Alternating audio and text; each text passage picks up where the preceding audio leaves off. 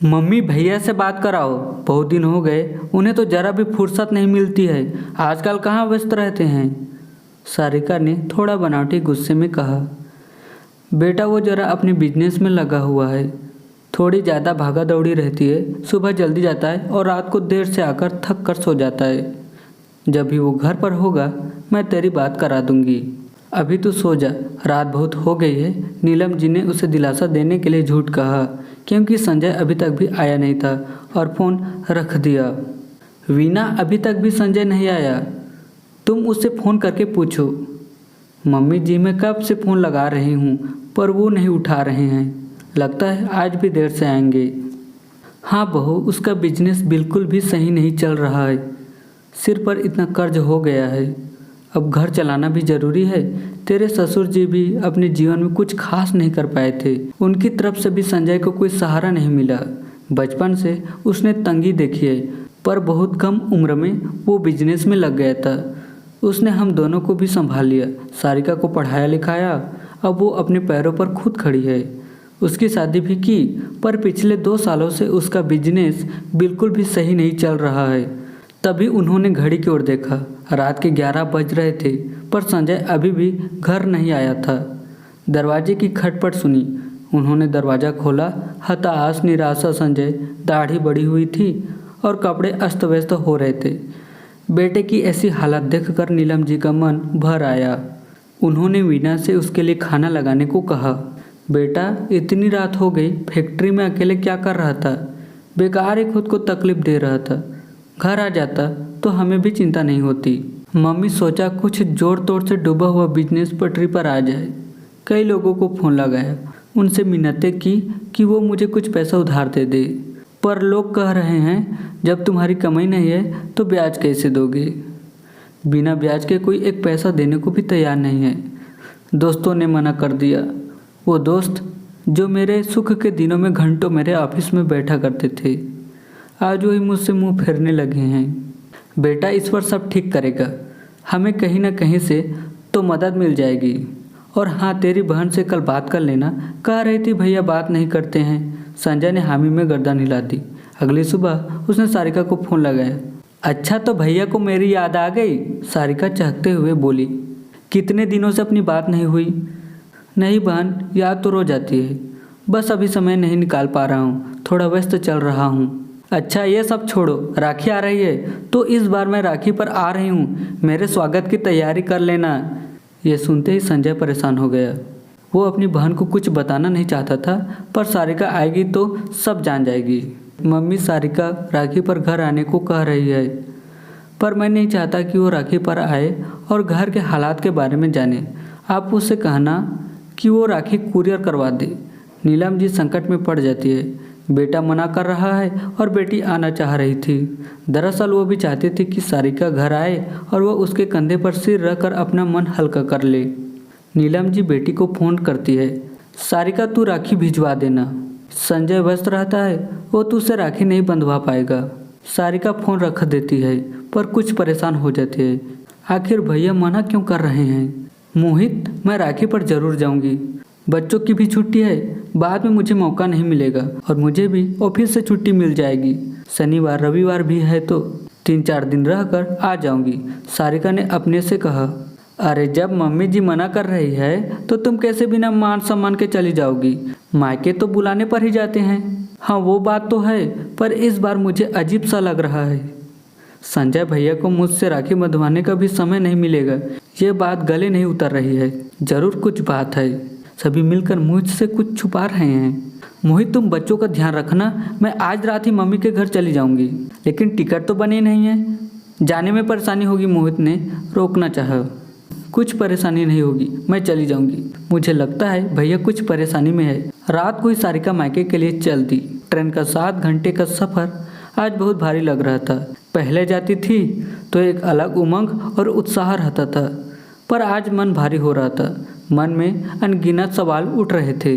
सारिका मायके पहुंची तो देखा भैया की पसंदीदा कार। वो अपनी कार पर जरा सी मिट्टी भी बर्दाश्त नहीं करते थे, और आज वो ही कार ऐसे लग रही है जैसे महीनों से अपनी जगह से हिली नहीं है। बाहर का बगीचा भी सूखा पड़ा है। यूं लग रहा था महीनों से माली आया नहीं है। वरना संजय भैया को तो हरा भरा बगीचा बहुत पसंद है। उसने जैसे ही घंटी बजाई तो देखा अंदर से संजय भैया आ रहे हैं। सारिका को देखते ही वो चौंक गई और कुछ बोल ना सकी। सारिका अपने भैया की हालत देखते ही रह गई। बहुत कमजोर हो गए थे। भैया आपने एक ऐसी हालत बना रखी है, आपको क्या हो गया है? तभी नीलम जी मंदिर से आ जाती है, बेटी के गले लग जाती है और रोने लगती है। सारिका कुछ समझ नहीं पाती है। भैया ये सब क्या हो गया है? कोई परेशानी हो तो मुझे बताया क्यों नहीं? शादी करने से मेरे मायको वालों से रिश्ते टूट तो नहीं गए? आपने तो मुझे पराया ही कर दिया है। वो परेशानी, कोई भी परेशानी नहीं है, सब ठीक है। ये कहते हुए संजय हकलाया। अच्छा सब ठीक है तो बाहर कार में धूल क्यों जमी हुई है? मालिक क्यों नहीं आ रहा? भाभी घर की सफाई क्यों कर रही है? आप मुझसे बात नहीं करते और राखी पर आने से मना क्यों कर दिया? भैया कुछ तो बात है, मुझे क्यों नहीं बता रहे हो? सारिका तेरे भैया का बिजनेस एकदम डूब गया है, सर पर कर चढ़ गया है। महीनों से कार नहीं उठाई क्योंकि पेट्रोल बड़ा महंगा है। मालिक को भी हटा दिया है, काम वाली को देने के लिए भी पैसे नहीं हैं। और तेरा भाई लोकल बस से ऑफिस चला जाता है, पर अब तो वो भी बिकने वाला है। तू ये सब देख कर दुखी होती इसलिए तुझे बताया नहीं। फिर बहन बेटियां क्या कर सकती है? नीलम जी के मुंह से ये सुनकर सारिका हैरान रह गई। भैया आपने तो मुझे अपनी ज़िंदगी से ही बाहर निकाल दिया। भाई बहन हर सुख दुख के साझीदार होते हैं। आपने सुख की हर बात बताई और दुख का आंसू छुपाया। क्यों भैया? आपकी बहन आपका दुख भी बांट नहीं सकती थी? मुझे याद है भैया, पापा के जाने के बाद आपने मम्मी और मुझे किस तरह से संभाला था। आपने छोटी उम्र में ही बड़ी जिम्मेदारी निभाई थी। मुझे हर त्योहार पर नए कपड़े दिलाते थे और खुद वो ही पुराने कपड़े पहनते थे। मेरी स्कूल की फीस भरने के लिए आपने अपनी पढ़ाई तक छोड़ दी थी क्योंकि आप एक ही जने की फीस भर सकते थे। आपने बड़े भाई के साथ पिता का भी हर फर्ज निभाया था। आपने मेरी खुशियों के लिए बहुत कुछ किया है। जब मैं कॉलेज में आई तो आपने मुझे मेरे मनपसंद कॉलेज में एडमिशन दिलवाया। मैंने पढ़ाई पूरी की और आपकी वजह से ही मैं आज अपने पैरों पर खड़ी हूँ, इतना अच्छा कमा रही हूँ। एक बार तो बता देते, क्या हमारा रिश्ता इतना कमज़ोर है? क्या आपको अपनी बहन पर भरोसा नहीं था? सारिका ने रूंधते गले से कहा। आपने मोहित से मेरी शादी करवाई, वो अलग जाति का था, पर मेरी खुशी के लिए समाज की परवाह नहीं की। मेरी शादी में हर खर्च किया, आपने कहीं भी कोई कमी नहीं रखी। मोहित के मम्मी पापा हमारे शादी से खुश नहीं थे तो उन्होंने हमें घर में आने नहीं दिया।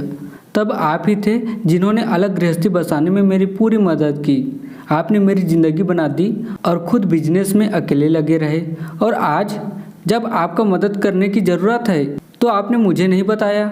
संजय ने तुरंत पानी पिलाया। सारिका ऐसी बात नहीं है, वो तू परेशान हो जाती तो मैंने सोचा तू ऑफिस का काम भी करती है और मैं तुझे अपने दुखड़े सुनाऊंगा तो तेरा काम में मन नहीं लगेगा। मैं कोशिश कर रहा हूँ, सब ठीक हो जाएगा। फिर बिजनेस में तो ऐसे उतार चढ़ाव आते ही रहते हैं। नहीं भैया, ये छोटी सी बात नहीं है, बहुत बड़ी परेशानी है। इसमें समय लगेगा। भाभी और बच्चों के साथ माँ की जिम्मेदारी भी आप पर है। आप अकेले कैसे क्या करेंगे? सबसे पहले तो कर चुकाना होगा, तभी तो नए सिरे से फिर काम कर पाएंगे। हाँ, वो सब देख लेंगे, तू आराम कर, मैं अभी ऑफिस होकर आता हूँ। ये कहकर संजय चला गया, पर सारिका के मन में उथल पुथल मची हुई थी। वो अपने भैया की मदद करना चाहती थी। उसने सारी बातें अपने पति मोहित को बताई और सलाह ली।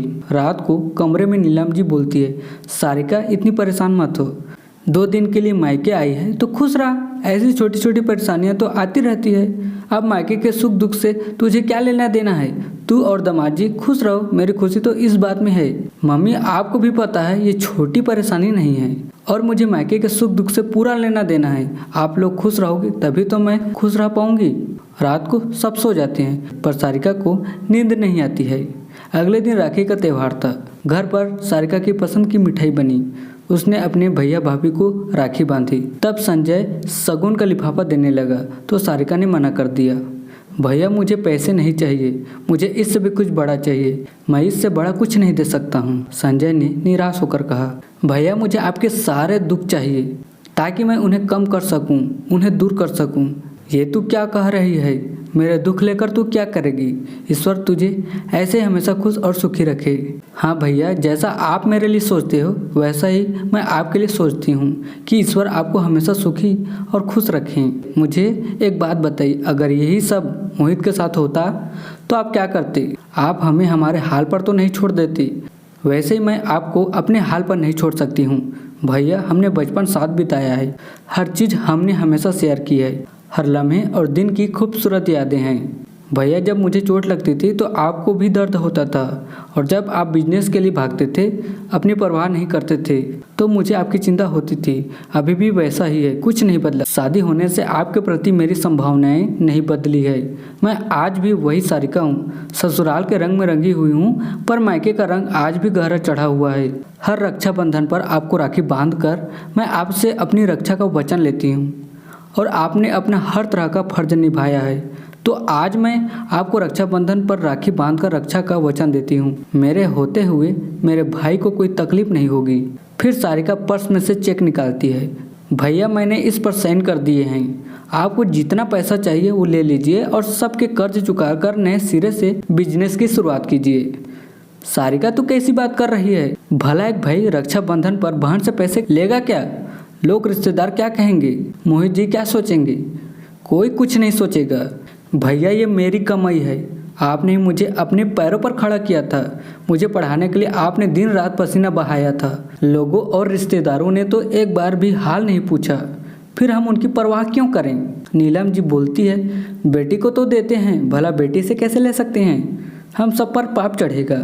तभी सारिका की भाभी वीना बोलती है, संजय पैसे ले लीजिए, सारिका दीदी अपनी ही है, तभी तो मदद कर रही है। आपका डूबा हुआ बिजनेस फिर से खड़ा हो जाएगा, तब आप इनके पैसे चुका देना, और ये बात बाहर वालों को कोई नहीं बताएगा। ये फैमिली सीक्रेट है जो हम चारों के बीच रहेगा। इससे आपको भी अपमानित नहीं होना पड़ेगा और दीदी का भी मन रह जाएगा। वो आपसे सचमुच बहुत प्यार करती है। ऐसी बहन तो किस्मत वालों को मिलती है। आप अपनी बहन के प्यार, मनुहार और वचन का मान रखें। अपनी पत्नी की समझदारी बातें सुनकर संजय को समझ आता है और वो सारिका का दिए हुए चेक पर रुपये भरकर ले लेता है। सारिका अपने भैया की आरती उतारती है। भैया, आप दिन रात चौगुनी तरक्की करें, आपके सारे दुख दूर हो जाए, एक बहन की इतनी ही प्रार्थना है। अगले दिन संजय अपनी कार पर जमी धूल साफ करता है और अच्छे से ऑफिस जाता है। वहाँ तसल्ली से कागजात संभालता है, लेन देन का हिसाब करता है। 7 दिनों में वो सब चुका देता है और अपना बिजनेस फिर से शुरू करता है। पहले दिन उसे ऑर्डर मिल जाता है। कुछ ही महीनों में वो तरक्की कर लेता है और सारिका के रुपये भी वापस कर देता है। आज फिर साल भर बाद रक्षाबंधन है। आज सारिका अपने परिवार सहित मायके आती है। दोनों बहन भाई आज महीनों बाद साथ बैठकर फिर से अपने सुख दुख करते हैं। नीलम जी का घर हंसी ठहाके से गूंज उठता है। तो दोस्तों, भाई बहन बचपन से एक दूसरे को जानते हैं, प्यार के रिश्ते से बंधे रहते हैं। भाई बहन की रक्षा तो हमेशा करता है, पर कभी कभी बहन भी भाई की रक्षा कर सकती है।